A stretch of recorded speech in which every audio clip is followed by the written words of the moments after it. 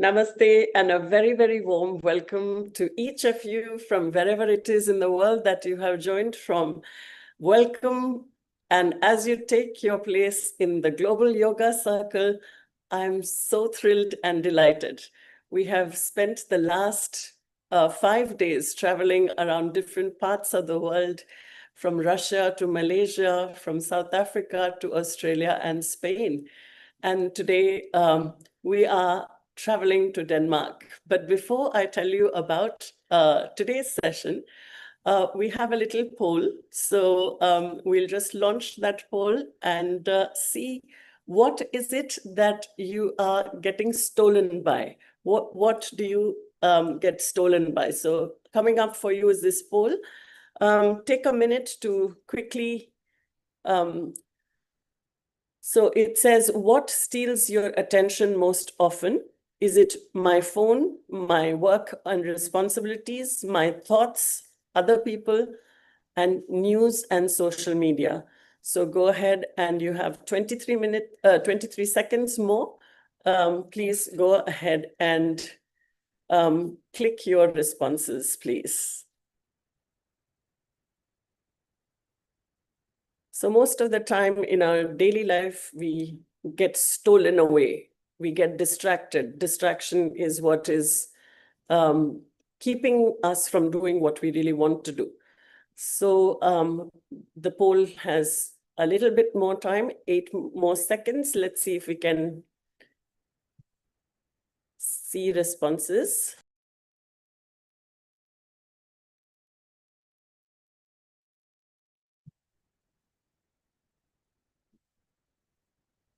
Okay, the poll has ended and we have our results. So of everyone who has participated, and thank you for sending your response, most people found that work and responsibilities take away their thoughts and distract them most, followed by, of course, your thoughts, because the thoughts keep whirling and swirling and steal you away from you. And then, of course, we also have equal portions who say, my phone, my other people steal you away, and news and social media.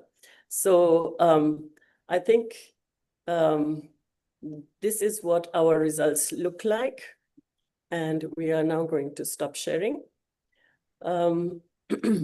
Okay, so we are going to start by welcoming all of you once again. And now that we know what steals us, there's someone to tell us how to get ourselves back. To just a quick reminder, this program is brought to you by the Indian High Commission in Singapore, jointly produced by Pragya Yoga and Wellness. We are delighted to offer this as part of the run-up to the International Day of Yoga, which is on the 21st of June. Last year, the government of India invited experts from 15 countries, and very special people from different parts of the world represented their respective countries for 10 days as guests of India. And we spent this whole time exchanging ideas, stories, and getting to know each other better and learning how yoga is done differently in different parts of the world.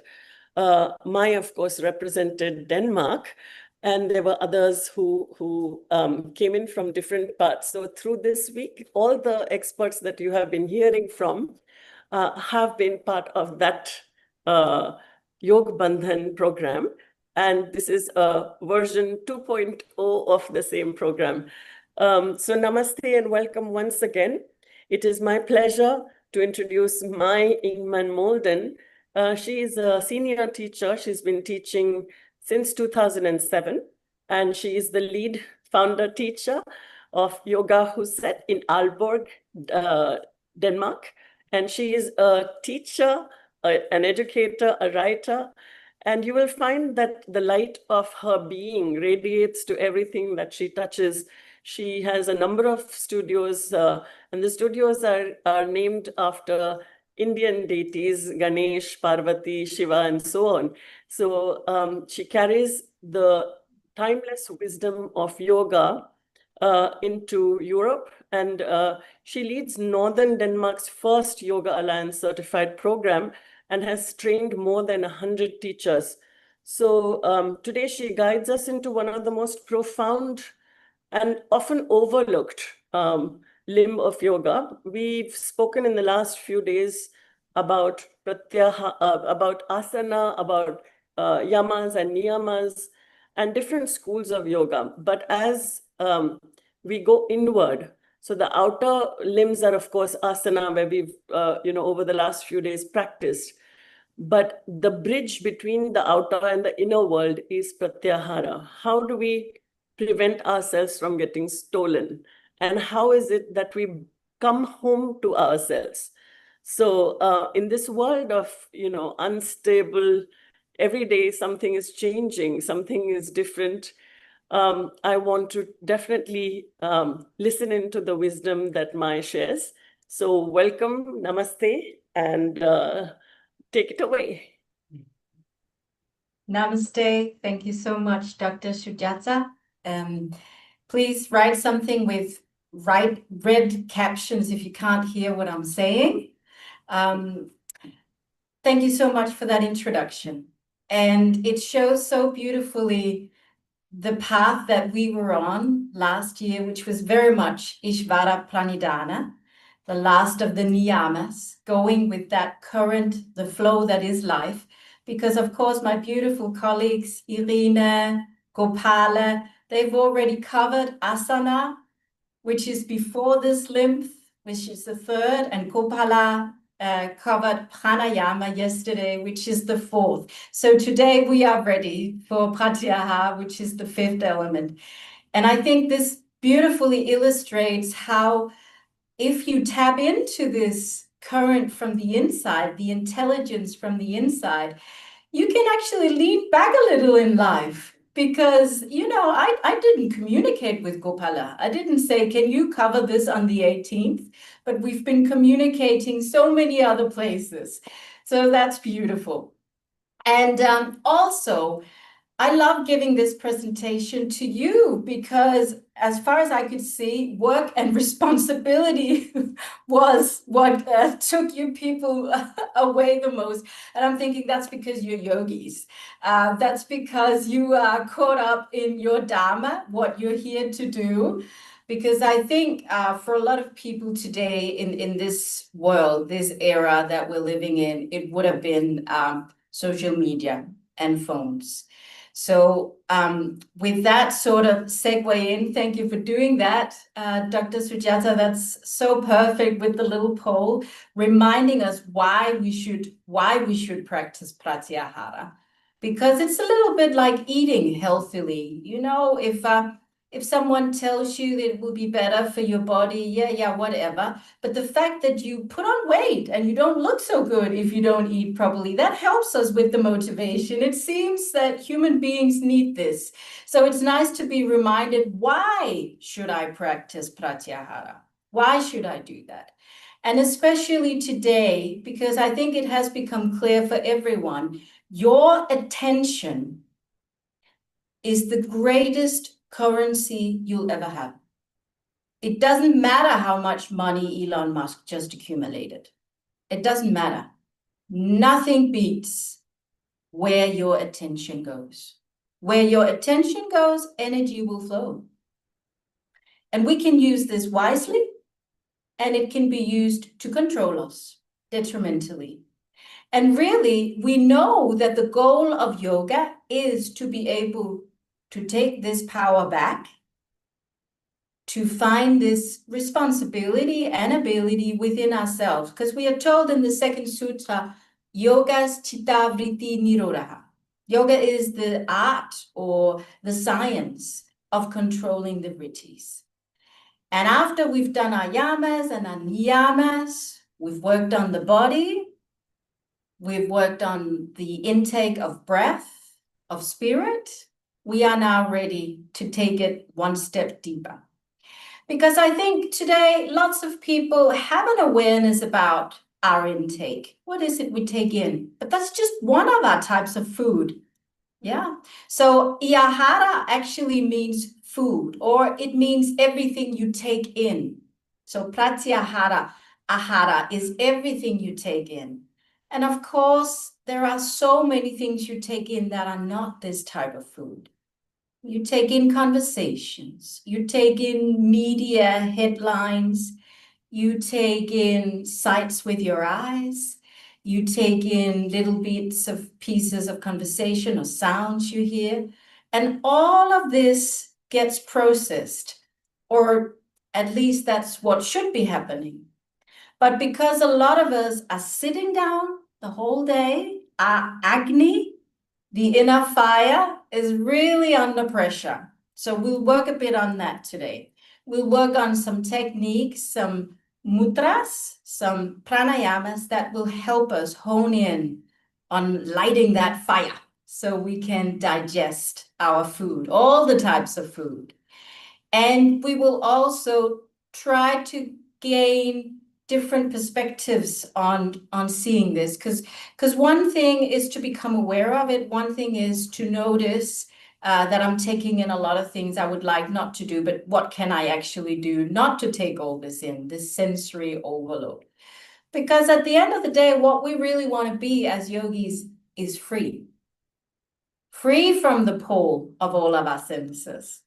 So we've got it in the Bhagavad Gita, the old text. We've got Arjuna and the carriage with the wild horses. The wild horses are like our senses, you know. Then a smell comes and you're suddenly thinking about dinner. Or then you are visited by a memory and your whole associations about something is just going, and all of a sudden you're checked out of your own being, of your own life. So it happens all the time. So yoga really is the tool to help you rein in these wild horses. Also, Vyasa, the poet who wrote Bhagavad Gita, speaks of it like pratyahara is the principle of bees, of a beehive. So you can think of your mind being the queen bee, and your senses are all the worker bees. But your worker bees, they will go where the queen bee is, your mind. And that's why we need to become very aware of what our mind is doing. Because I think that's the part of pratyahara that a lot of people are maybe not aware of. I think when we cover it in teacher training, or maybe have read about it in books, we've only learned the one leg of pratyahara. We've learned that it's sense withdrawal. We want to, like the tortoise, like the turtle, we want to take all our senses into the spine, into Sushumna. But actually, it's a two-way thing. Because if we go to the texts, so if we go to the Yoga Sutras, and here I'm working with a translation by Sri Swami Satchidananda. There are many great ones. And, you know, at the end of the day, different translations speak to different people. But if we actually look at the definition we are given by Patanjali, pratyahara literally is translated with when the senses withdraw themselves from the objects and imitate, as it were, the nature of the mind stuff. This is pratyahara. So it's not just saying you should practice sense withdrawal. If that's what Patanjali wanted to let us know, that's what this would have been. But it's quite cryptic. And maybe that's why so many teacher trainings are just skirting over it, because what does this actually mean? So let's unlock it. When the senses withdraw themselves from the objects, so you can think of this flower as being the object. So my senses could be working with this flower. I could be taking it in through the nose, the smell, obviously taking it in with the eyes. And if there was a bee humming around it, there would be something for the ears as well. So I would be taking in the object, the flower, with my senses. But that's not all that happens, because the senses, they imitate, as it were, the nature of the mind stuff. So that means the senses are actually going to imitate the nature of what's already going on in my mind stuff. So all my previous associations, all my previous ideas about flowers, and even about whether it's okay to pick a flower or not, and who brought me this flower, and all of that will be playing. And that's why we really want to clear the mind and become aware of what narrative we are running, because your senses are in some ways actually not to be trusted. And this is not just some yogi, gibberish. This is tried and tested. Your eyes will, or rather your brain will go to the nearest conclusion that seems reasonable, because it will want to save energy on actually taking in what you see. So if you have a court case, you might have 12 different witnesses, or that's quite a lot. Let's say we've got 4 witnesses. So it's the same thing, it's the same object. They will have heard, perceived, they won't be telling the same story. And that's not because they're lying. That is because of pratyahara. Also today we use the term all the time, bias. Bias is exactly talking about pratyahara. You already have all of these imprints and your senses are imitating what is already going on. Yeah, so modern science is going to speak to this as well, and it does. I mean, we're in an area of time where modern science, especially Western science, is just finding the things that yoga has been talking about forever. But I think, it's nice. It's nice that we're rediscovering. But before we go into more detail about the principles here, let's give ourselves some help in accessing what's already playing on in our minds and in our mind stuff. So let's do some mudras together. So the first mudra you probably all know is Shambhavi. So that's an obvious mudra to practice pratyahara because you're closing off your sense organs. And before we all do it, let me just say the goal is never to stop breathing. It will happen the more pranayama practice you do, but please don't sit and stress your system about breathing. So we are closing off all of the gates into our system, into our being. And it will be the thumbs to the ears, to the entrance of the ears. I'm wearing these AirPods, so mine doesn't go all the way. And it will be the index fingers covering the eyelids. And we'll do it in a breath or two. And then we'll be closing, after the guided inhale, we'll be closing the nostrils off with the 3rd finger. And then the ring finger will go just above the top lip and the little finger will go just below. Then you'll stay in that vacuum. You'll stay in the vacuum. So it's not about holding your breath. It's never about holding your breath. It's entering that sattvic state of staying in the pause in between. And when you can't stay anymore, the only thing that will happen is just you relieve the pressure of your of the middle finger resting on your nostrils. So that's all. And we'll be doing that just for a little while, just to get into our own mind stuff, as Patanjali calls it, because that will bring some awareness to what's going on in you. It's not necessarily pleasant, but that's okay. That's part of it.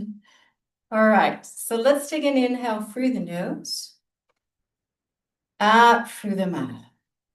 Relaxing the shoulders, release the eyebrows, release the jaw, release, and then closing off the gates.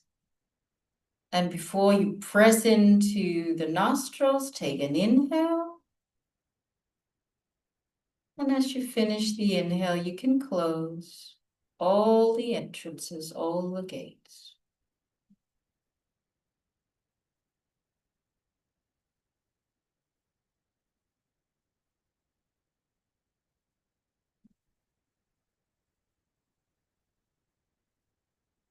And when you let in air, you simply just take the middle fingers away from the nostrils.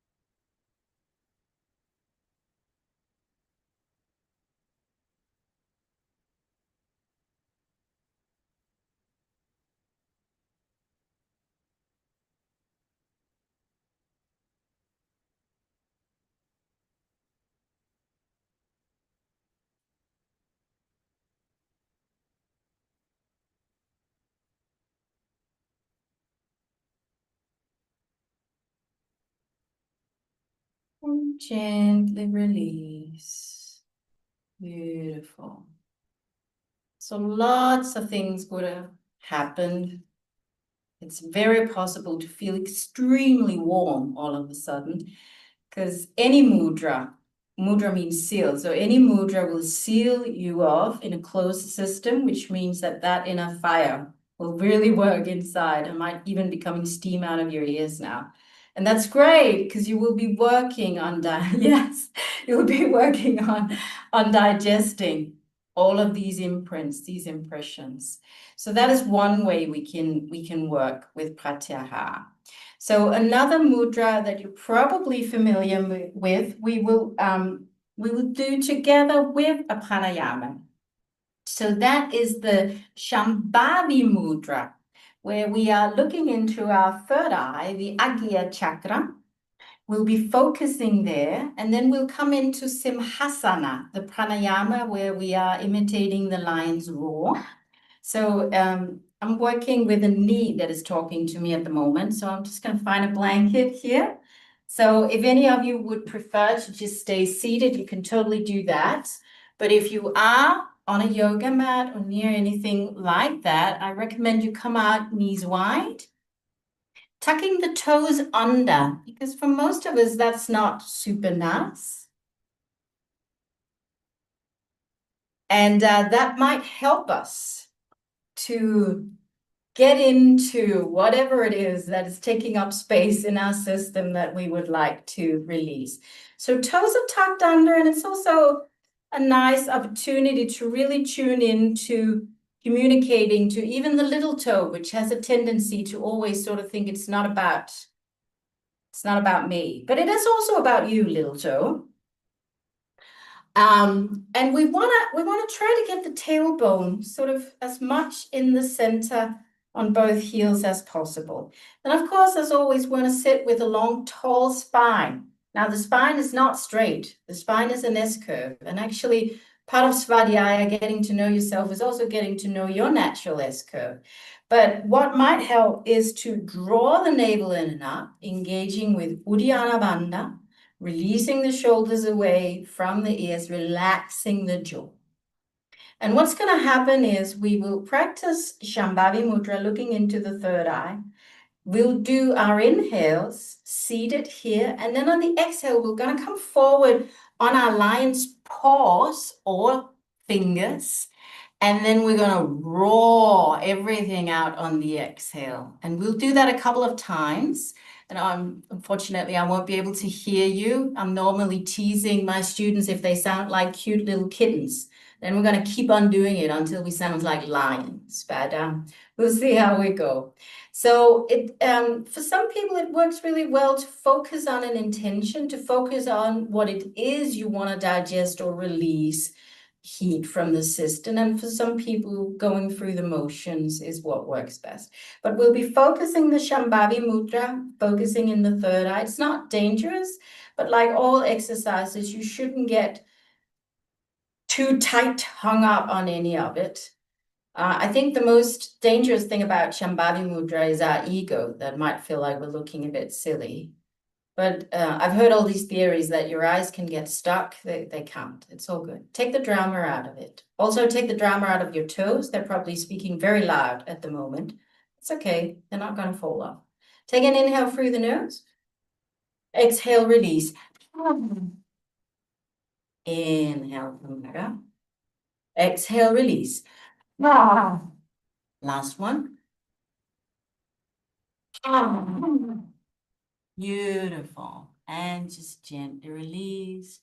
Maybe you need to move the neck, shoulders. And if you're thinking, I've got a really impressive roar, it's because I'm joined by my teacher trainees. They're in the room doing this. So now you can release your toes. You can release your toes. And then you're going to come down once again on the knees, this time supporting the head. And we're going to do Nasikagra Mudra. And Nasikagra Mudra, you're going to focus on your nose tip. For some people, this is more straining. For some people, it's easier. Looking at the nose tip, resting the head. And that's a nice little reminder of ahimsa, of being kind to ourselves as well. I think most of us are pretty good at being kind to other people. This cushioning of your cheeks, of your jaw, is a nice reminder to also extend that love and care for yourself. And your ankles might still be talking to you. Your thighs might be talking. There might be some noise coming from your thighs, and this is all brilliant pratyahara practice. So your senses are talking, probably also your motor organs, your tongue, your eyes. So the organs we actually use to take in all of this. We've got the senses and we've got the motor organs. And this is, of course, also an asana, and the asana is helping us to control the body. And pratyahara is helping us to control the senses. And release. So hopefully you will feel like we always do after doing mudras, that we've obtained some energy, because we are sealing off the system to focus energy. So all of this have been pulled into our systems like turtles, like tortoises. So these are little life hacks you can use, but I understand, of course, there will be many situations in your life where you can't really do a mudra, especially this part of the world. I mean, you're lucky where you are. It would be more normal. Here, someone might take you to a psychiatric ward if you started doing Nasikagra, I think. But what can you do then? Well, you can use the same type of observances about anything you take in as you would about food. So I think a lot of people have awareness about, I would like to eat locally produced because the prana here hasn't traveled for so long. It's more fresh, it's more vital. And the same thing you could do about, I mean, you can still be on social media, but which types of profiles do I want to invite into my system? What types of movies do I want to see? What types of podcasts do I want to take in? What type of people do I want to be around? What type of energy do I want to take in? And of course, this can be linked to all of the yamas and niyamas as well. So if we talk about Brahmacharya, what type of energy do I literally want to invite in to my system? That is definitely also pratyahara practice. Then we can also work on cleansing the sensual organs with chanting. So that's another little practice I would like to bring in. And for me, of course, we can use all of the older chants, and I think we should, the original chants, but really, if you sing along to a tune, you could totally turn that into bhakti. You know, you could be listening to the radio or your favorite artist on Spotify and turn it into a mantra that you're practicing like Bhakti yoga. But then, of course, you want to be mindful of the lyrics, because if the lyrics are not planting seeds that you would like to plant in your system, then do you really want to repeat that and say it out loud again and again? So sometimes there is a clash between the melodies we like and the lyrics, but this is also a form of pratyahara to become aware of this.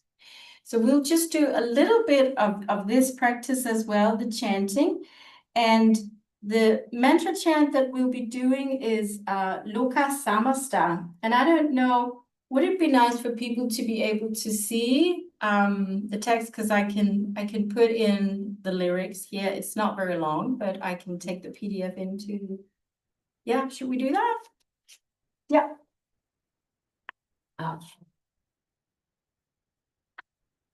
So where do I import that? Can I drag it?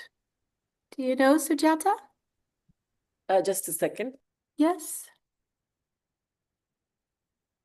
Make you co-host so that you can then share your screen and you can, there you go. You should be able to share it now. Okay.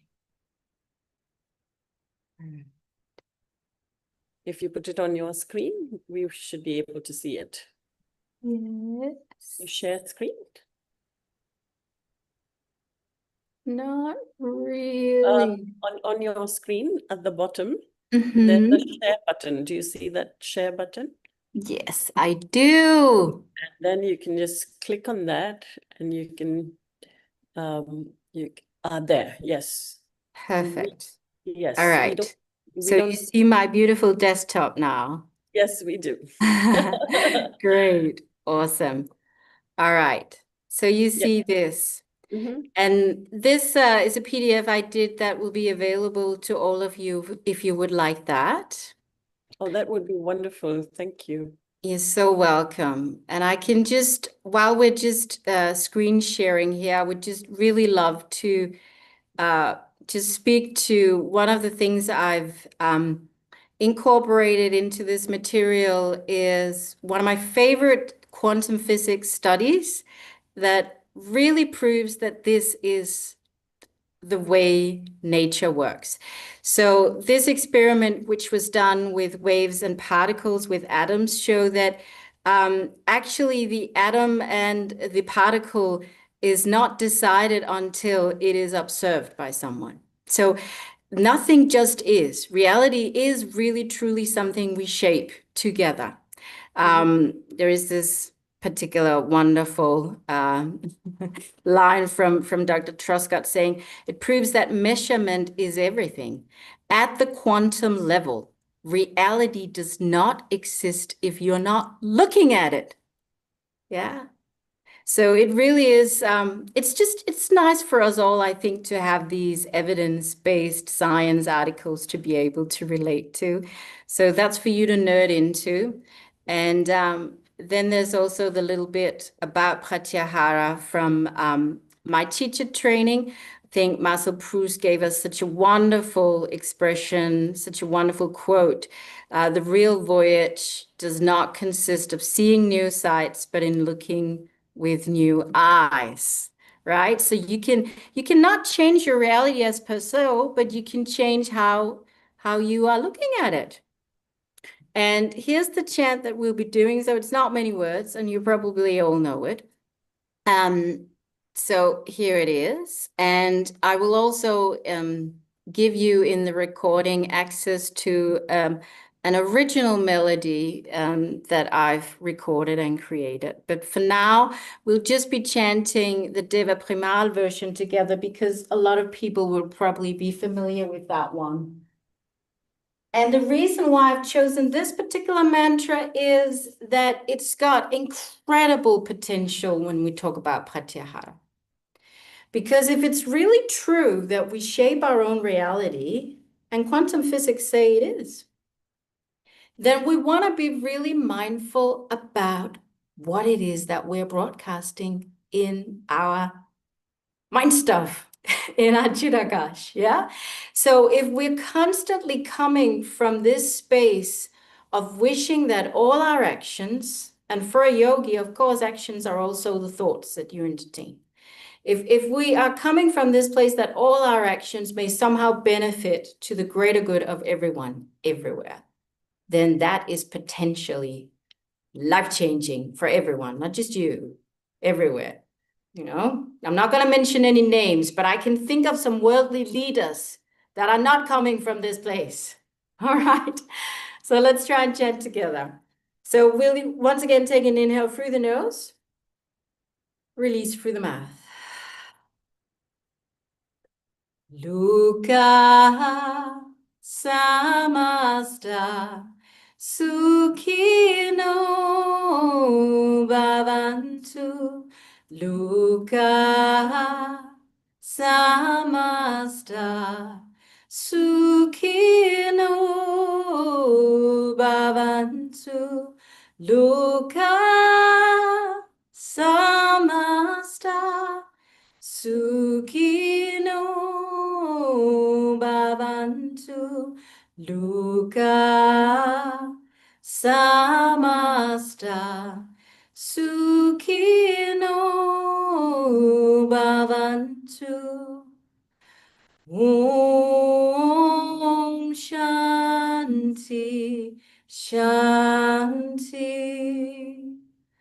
Om Shanti Shanti Shanti.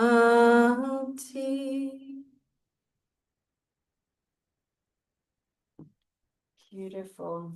And I'm so lucky I have the teacher trained choir here to join in and give you that sound. So while we're just sharing here, I just also want to show you this beautiful drawing of the Shank Mudra. I will demonstrate that as well. It's done by a student here. And the turtle, because it is such a good image for us to work with. This idea of bringing in the senses into Sushumna, it would be. And then I also just want to speak a little to the fact that Pratyahara is influenced. So we could actually, I mean, we could change the word for bias here.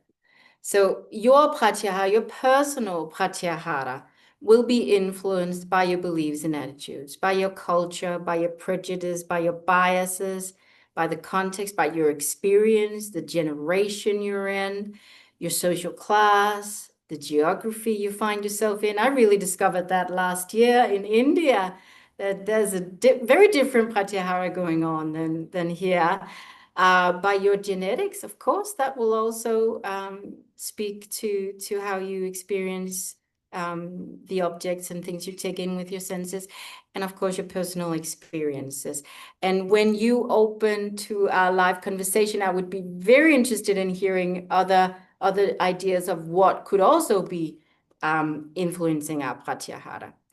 And if we perceive Maya, the place where we are hanging out here and you know, practicing being humans, as an illusion, it's also nice to understand that this illusion is held up by our senses, what we take in. So that again really speaks to, we create our own world. So let's create the best Maya we can possibly think of together. And these wonderful, wonderful little phrases are just really highlighting the essence of Pratyahara. Henry Ford said, whether you think you'll be successful or not, you are right. Yes. So is it right or wrong? Well, what you bring to it will determine that. And that's what this study from Australia is showing. We are what we think. All that we are arises with our thoughts. With our thoughts, we make the world. Buddha said that. That's probably why he was called Buddha and not just Gautama. And Lao Tzu said, clench yourself so you see nothing but light. And the mudras and the pranayama and the asana can help us with this cleansing. And then one of my students said this wonderful thing. She's at the bottom there, Tilde, that's a Danish name. She said, worry is a misuse of imagination. So you've got this wonderful imagination. Why don't you want to use it for something better than worrying? It's a misuse. It's a misuse of what you can do. All right, so let's go back. So how do I stop sharing? Just go back at the bottom and it says stop share. Great. I'm also learning a lot from here. You're learning about Pratyahara, I'm learning about this. Share. Where you enabled the screen share, just on the top, can you see that? I can see the top. And then there's a band that's on it. It should say stop screen share, a red button. Yes, got it. Okay, yes. Are we you've back done it. with Ganesh? Yes, we are back with you. Perfect. All right, because now it's for the very, very nice part of it, where you get to lie down as comfortably as you possibly can. So if you need to, I don't know, it's very hot here today, actually. It hasn't been for a long time, so you probably don't need a blanket, but some people might want to do it. Maybe you want something to cushion your head, and if you're seated and you would prefer to just sit, of course you can do that too. But it's great if you can lie down, because we are going to practice just a tiny bit of Yoga Nidra. Because Yoga Nidra, the yogic sleep, is also a great way to practice Pratyahara. If you want to relieve the knees, you're also welcome to place something underneath the knees.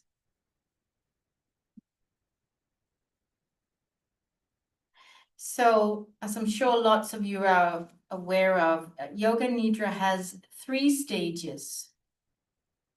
And I think, at least here in the Western world where I am, attention has mostly been paid to the 3rd stage or the 2nd stage, doesn't matter which one it is, that is all about the body scan. So lots of people are doing body scan. But Yoga Nidra is also 2 other elements. The Sankalpa, where we intentionally place something we would like to manifest. Sankalpa meaning oath. So it's an oath that we swear to ourselves. But today we are going to look at the part of the Yoga Nidra that is Laya Yoga. Laya Yoga is the yoga where you focus on the inner sound, nada, and the inner light. So please start by imagining yourself as a turtle or a tortoise pulling in your limbs like senses or senses like limbs. So I want you to bring your awareness to begin with to the taste of your mouth.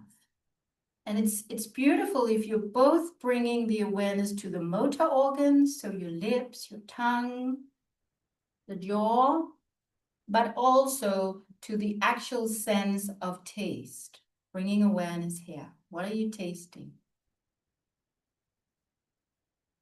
And then consciously decide to bring that awareness in, taking it in towards Sushumna, the biggest of the nadi in the spinal column. And then taking your awareness to the sense of hearing. So once again, both becoming aware of the motor organs, your ears, cochlear, all of those incredible processes happening there. The sound really travels a long way from it goes in through the canal of the ears until it's received. So really becoming aware of your inner ear and also becoming aware of what you're actually hearing.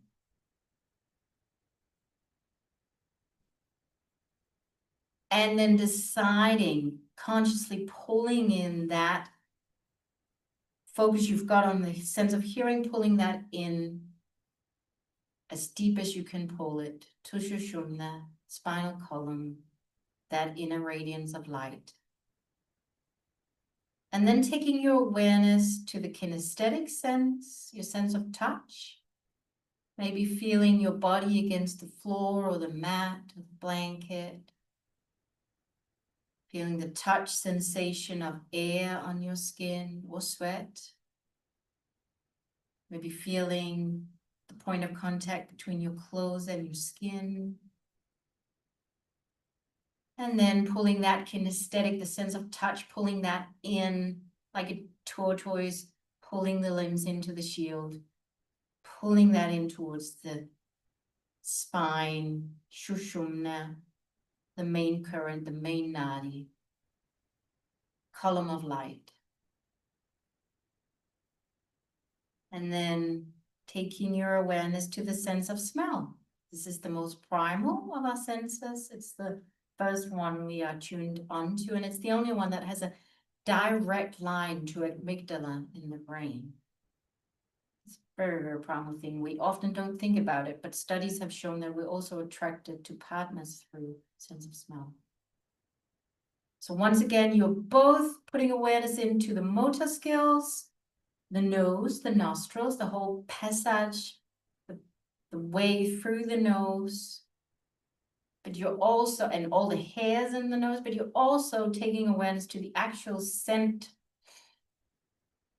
the sense of smell. And once again, like a tortoise, you're pulling it in, drawing it towards the spine, into the central channel, Sushumna.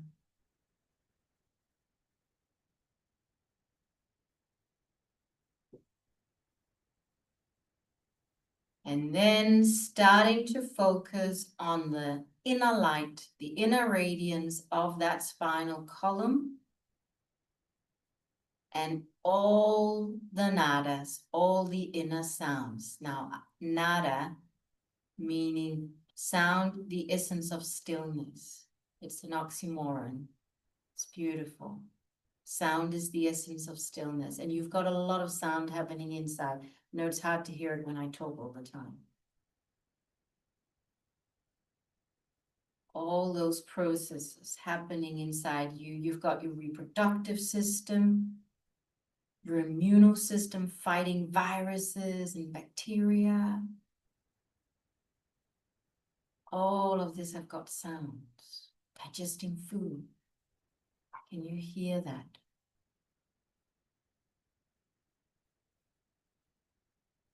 And can you see the inner light?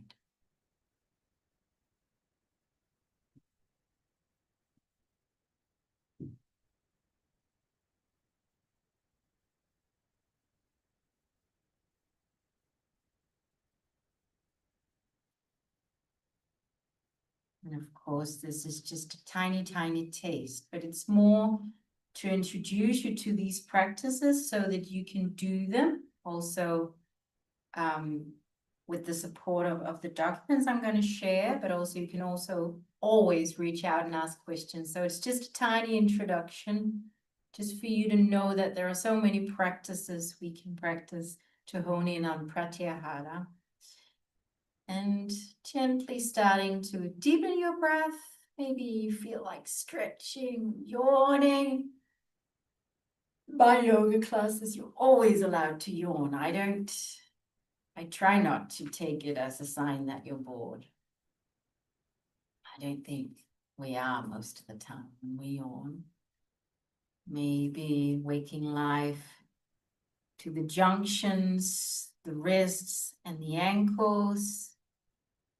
Get that flow back in the system. And then I think that was my time, and we're back to you, Dr. Sujata. So grateful, so wonderful, so beautiful. I enjoyed this so thoroughly. This was a treat to all the senses, if I'm allowed to say that, because we have gone so inward that from the deepest part of my heart, I want to express my gratitude to you for leading such a gentle and a beautiful session tonight in Singapore, and of course, around the world, wherever it is, whatever time of day it is for you. It is so special because this particular limb of yoga rarely gets the attention it needs.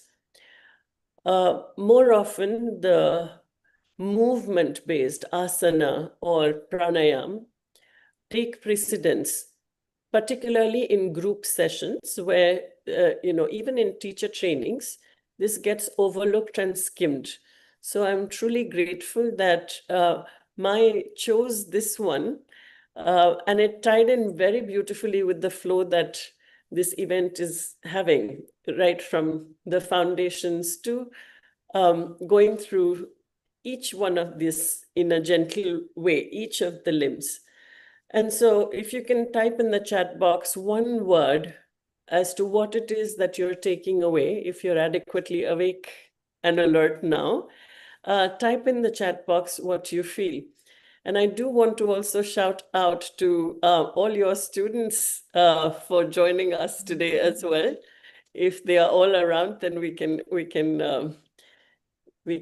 look at that. So a quick word in the chat box to say how this session is for you and what it did for you. Hello. How wonderful. So we do this every day, and let's do this now.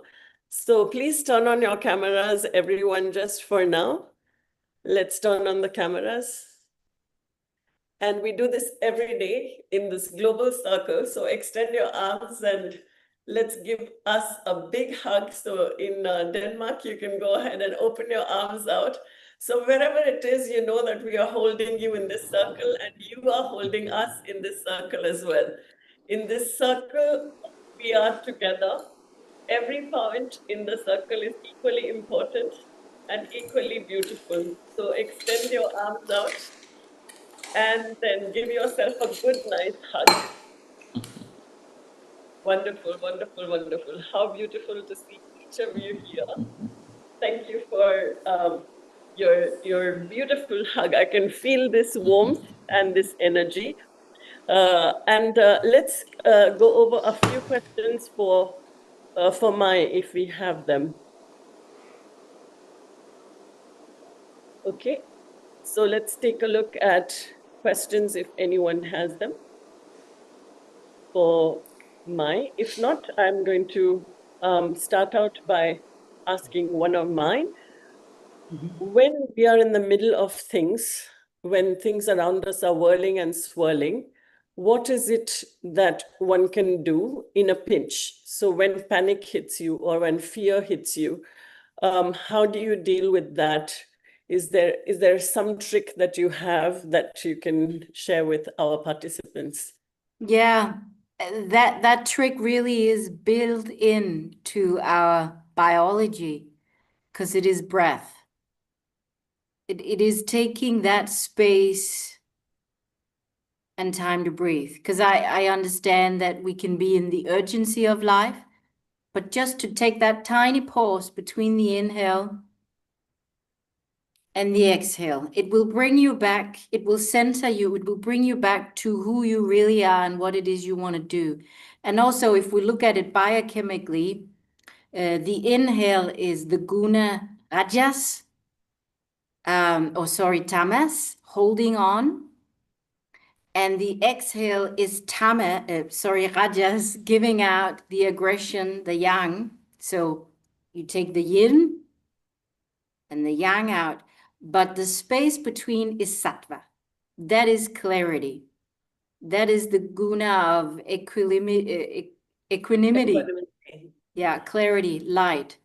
So I know often we think, I don't have time for this, but you do have that split second, and it will make all the difference, because Yes. it's in that space you are brought home to your true priorities. Yes, how lovely. Because Viktor Frankl says between stimulus and response, between something that's happening and what we respond to, there is a space. And in that space lies the opportunity and the choice, more than anything else, the choice to respond. And when we do so with wisdom and compassion, we are able to radiate that to others. So when the space in our hearts is gentle, soft, we are able to radiate that. No matter where we are able to share that with others.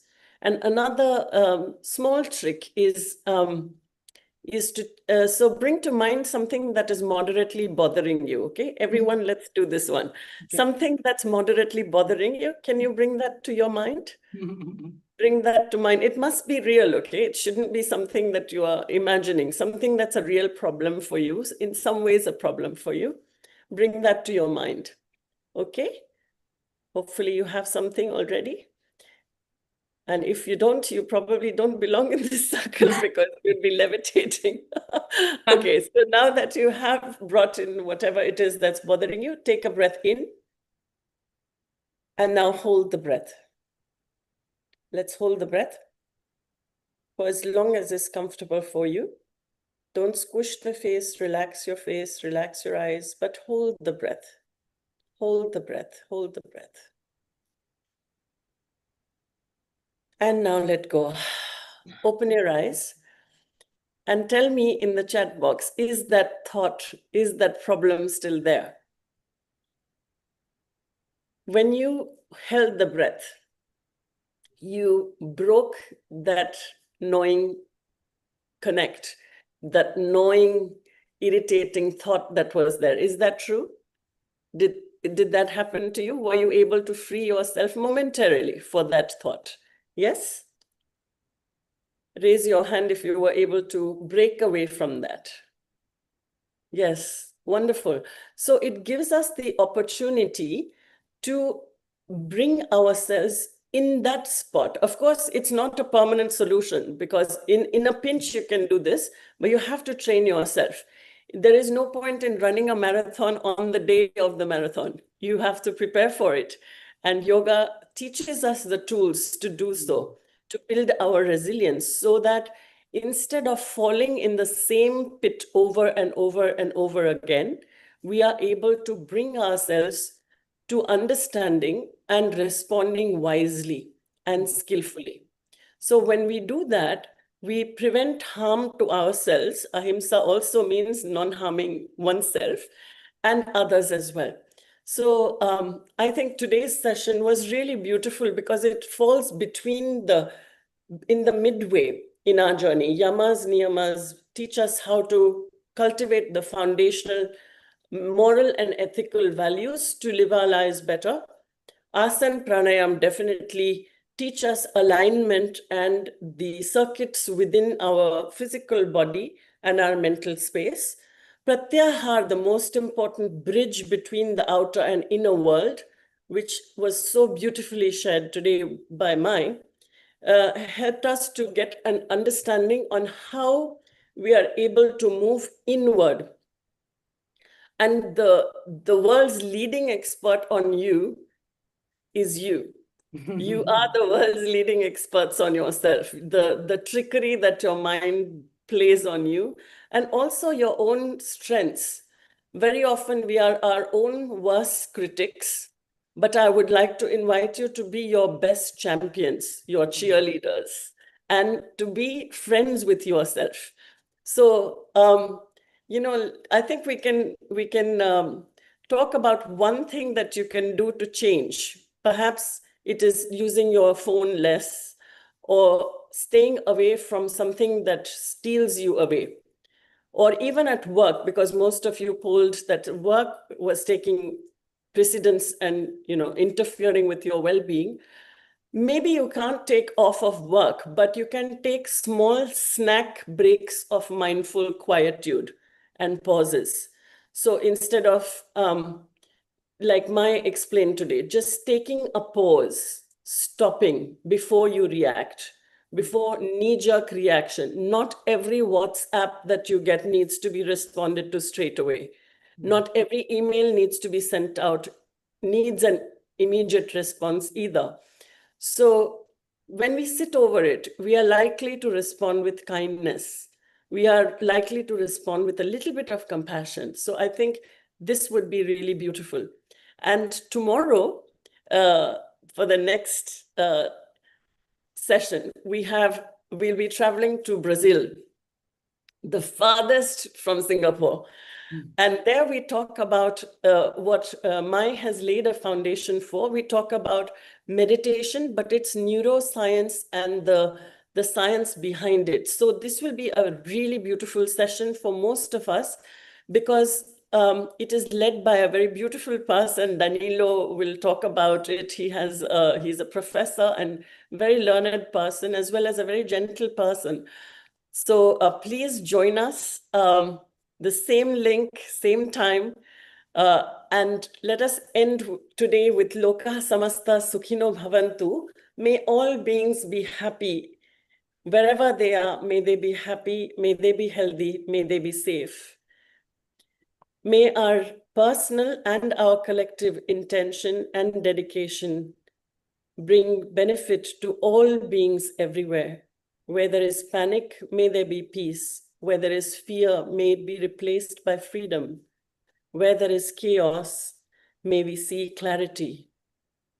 May each of us find happiness and radiate that from our heart to others. Thank you and namaste. Namaste. Thank you. You. If there are any last words or feedback, feel free to put them in the chat box. Otherwise, we see them.